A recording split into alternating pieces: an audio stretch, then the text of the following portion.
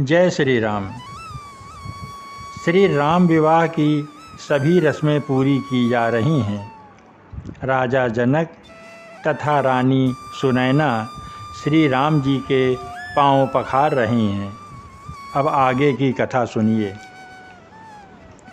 कि होम समय तनु धरि अनलु अति सुख आहुति लेहि विप्रवेश धरि वेद सब कही विवाह विधि देहि। हवन के समय अग्निदेव शरीर धारण करके बड़े ही सुख से आहुति ग्रहण करते हैं और सारे वेद ब्राह्मण का वेश धरकर विवाह की विधियां बताते हैं कि जनक पाट महिषी जग जानी सीय मातु किम जाई बखानी सुजसु सुरकत सुख सुंदरताई सब समेटी विधि रची बनाई।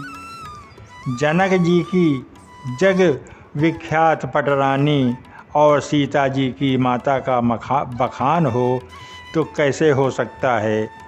सुयस सुकृत पुण्य सुख और सुंदरता सबको बटोर कर विधाता ने उन्हें संवार कर तैयार किया है कि समहु जानि मुनि बरन बोलाई सुनत सुआसिनी सादर लाई। जनक बाम दिशि सोह सुनैना हिमगिरि संग बनी जनु मैना। समय जानकर श्रेष्ठ मुनियों ने उनको बुलवाया। ये सुनते ही सुहागिन स्त्रियां उन्हें आदर पूर्वक ले आईं। सुनैना जी जो जनक की पटरानी है जनक जी की बाईं ओर ऐसे सोह रही हैं मानो हिमांचल के साथ मैना जी सुशोभित हों कि कनक कलश मणि को पर रूरे सुचि सुगंध मंगल जल पूरे। निज कर मुदित राय अरुरानी धरे राम के आगे आनी। पवित्र सुगंधित और मंगल जल से भरे सोने के कलश और मणियों की सुंदर परातें राजा और रानी ने आनंदित होकर अपने हाथों से लाकर श्री रामचंद्र जी के आगे रखीं कि पढ़ई वेद मुनि मंगल बानी गगन सुवन झरि अवसर जानी।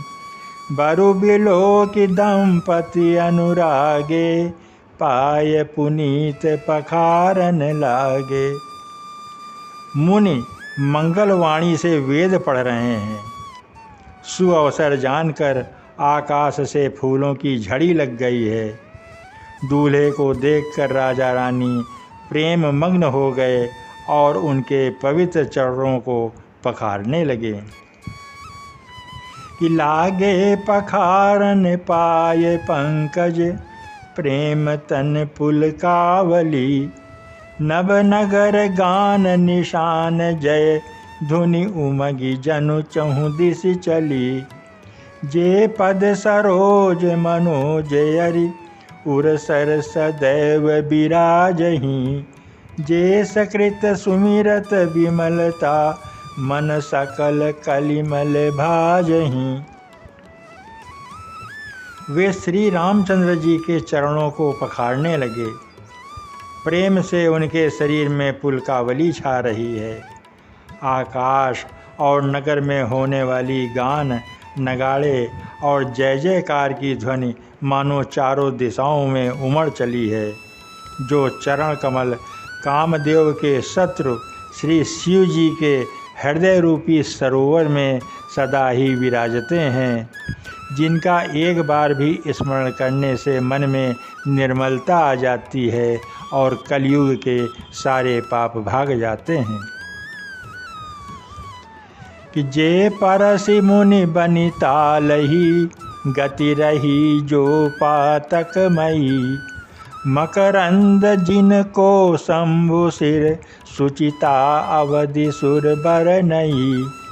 करि मधुप मन मुनि जोगी जन जैसे ही अभिमत गति लहैं, ते पद पखारत भाग्य भाजन, जनक जय जय सब कहें। जिनका स्पर्श पाकर गौतम मुनि की स्त्री अहिल्या ने जो पापमयी थी परम गति पाई, जिन चरण कमलों का मकरंद रस गंगा जी शिव जी के मस्तक पर विराजमान हैं, जिसको देवता पवित्रता की सीमा बताते हैं, मुनि और योगी जन अपने मन को भौरा बनाकर जिन चरण कमलों का सेवन करके मनोवांछित गति प्राप्त करते हैं, उन्हीं चरणों को भाग्य के पात्र बड़भागी जनक जी धो रहे हैं। यह देखकर सब जय जयकार कर रहे हैं कि बर कुंवरी कर तल जोरी, साखो चारु दो कुल गुरु करें।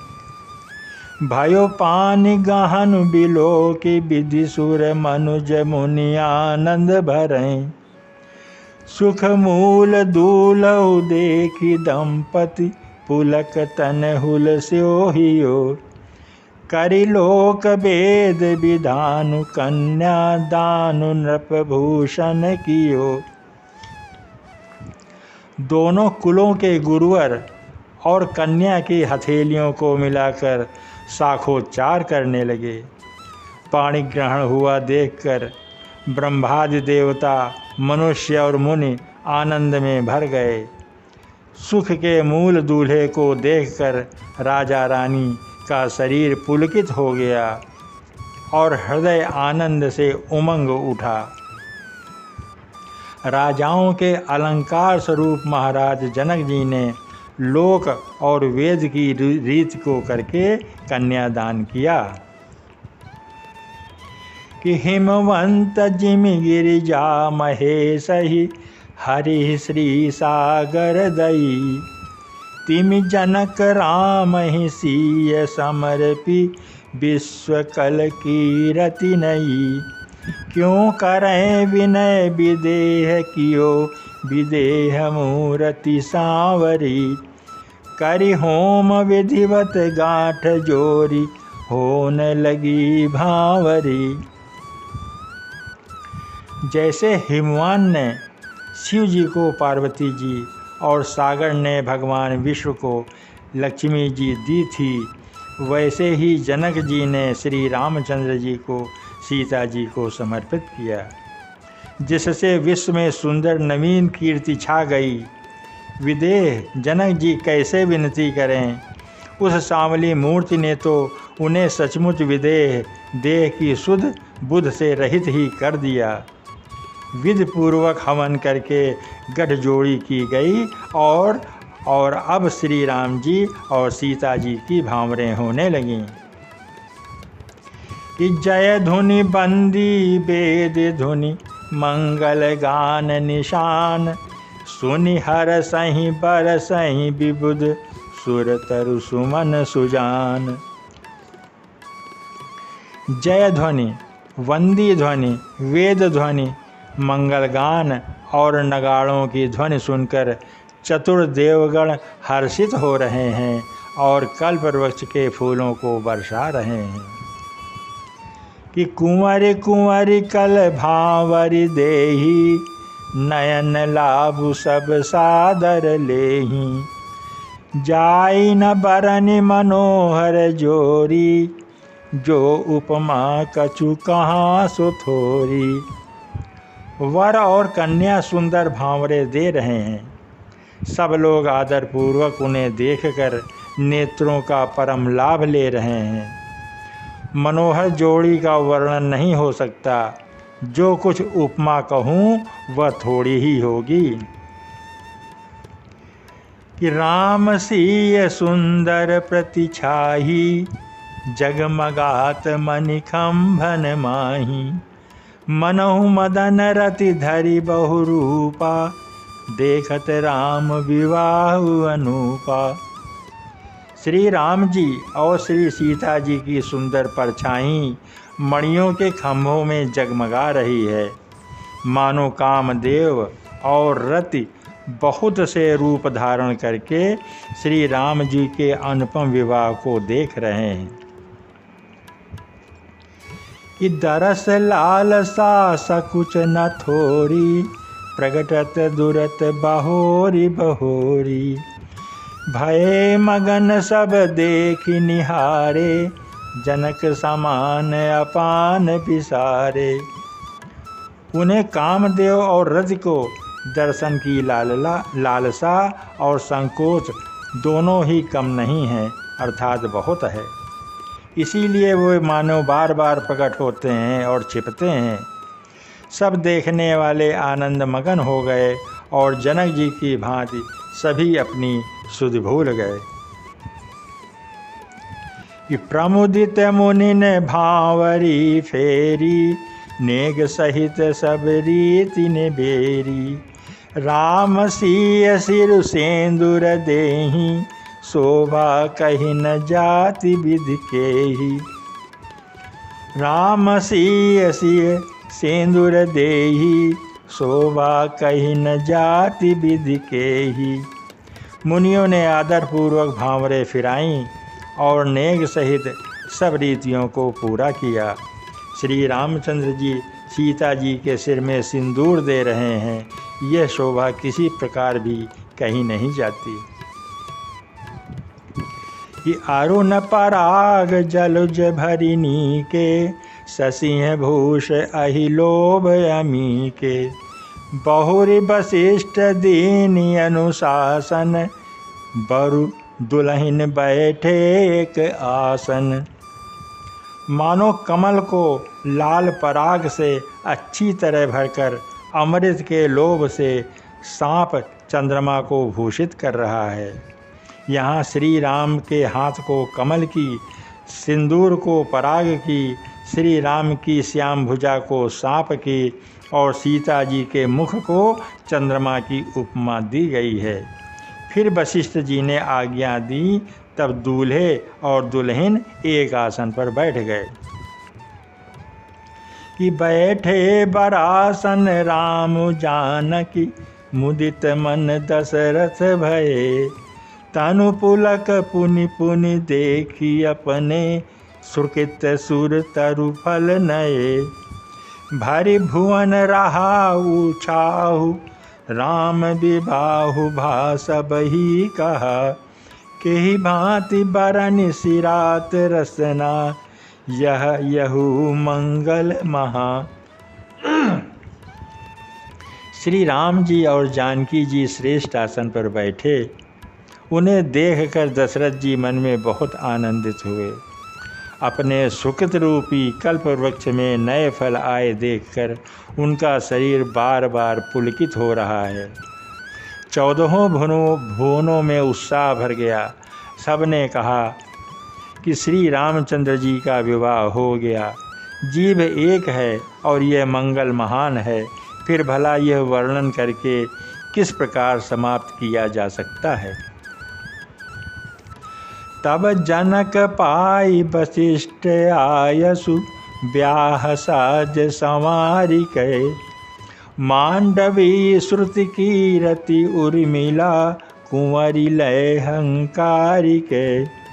कुश केतु कन्या प्रथम जो, गुणशील सुख शोभामयी। सब रीति प्रीति समेत करि सो, ब्याहु नृप भरत ही सही दई। तब वशिष्ठ जी की आज्ञा पाकर जनक जी ने विवाह का सामान सजाकर मांडवी जी, श्रुतकीर्त जी और उर्मिला जी, इन तीनों राजकुमारियों को बुला लिया। कुशध्वज की बड़ी कन्या मांडवी जी को, जो गुण, शील, सुख और शोभा की रूप ही थी, राजा जनक ने प्रेम पूर्वक सब रीतियां करके भरत जी को ब्याह दिया। कि जानकी लघु भगिनी सकल, सुंदर शिरोमणि जानिकै। सो तनय दीनी ब्याहि लखनहि, सकल विधि सन्मानिकै। जेहि नाम श्रुति कीरत सिलोचनि, सुमुखी सब गुण आगरी। सो दई रिपुसूदन ही भूपति रूपशील उजागरी। जानकी जी की छोटी बहन उर्मिला जी को सब सुंदरियों में शिरोमणि जानकर उस कन्या को सब प्रकार से सम्मान करके लक्ष्मण जी को ब्याह दिया। और जिनका नाम श्रुत कीर्ति है और जो सुंदर नेत्रों वाली, सुंदर मुख वाली, सब गुणों की खान और रूप तथा शील में उजागर हैं, उनको राजा ने शत्रुघ्न को ब्याह दिया। कि अनुरूप बर दुल्हन परस पर लखि सकुच ही हर्षहि। सब मुदित सुंदरता सराहि सुमन सुरगन बरसहि। सुंदरी सुंदर बरन सह सब एक मंडप राजहि। जनु जीव उर चार्यु अवस्था विभुन सहित विराजहि। दूल्हे और दुल्हने परस्पर अपने अपने अनुरूप जोड़ी को देखकर सकुचाते हुए हृदय में हर्षित हो रहे हैं। सब लोग प्रसन्न होकर उनकी सुंदरता की सराहना करते हैं और देवगण फूल बरसा रहे हैं।